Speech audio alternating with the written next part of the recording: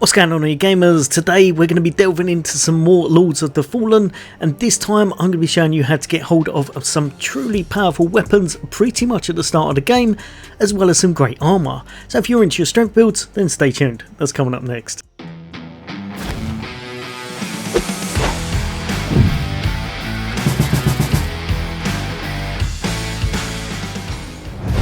So today we're going to be jumping into a bit of Lords of the Fallen, and I am absolutely loving this game. There's so much to do in it, but very early on you should know that there's some great items you can pick up right near the start of the game. This area, as you just saw, is going to be one of the first save points you can activate, the Vestige of Hannelore. You'll probably know where this place is, as it's going to be just after the tutorial boss that's probably going to kick your butt like it did mine, and then it's going to tell you to open up a portal into Umbral using your lamp right about here.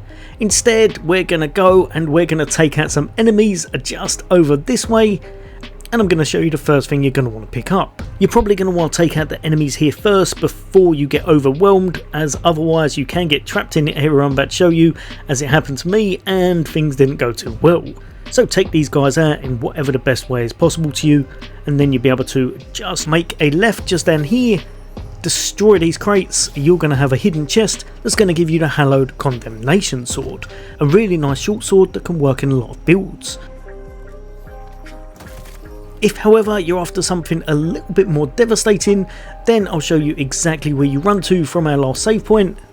Keep heading over into this direction,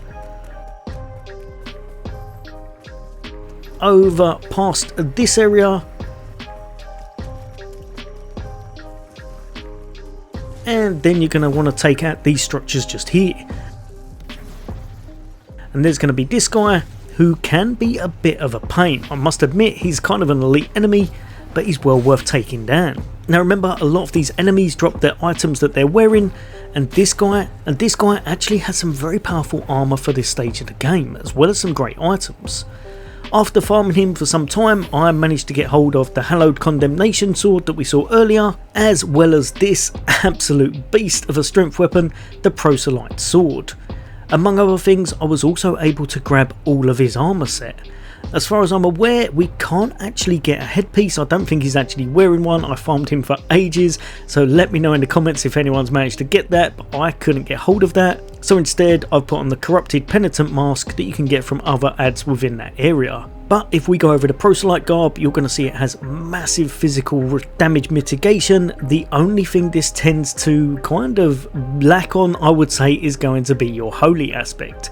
Probably not the best for the first boss that's coming up next, because she is kind of all about holy, but the whole suit of armour that you get from him is amazing and great for anyone who's after a lot of physical damage negation, and looks quite cool as well. Perfect for those strength builds or someone who wants to look a little bit like a barbarian.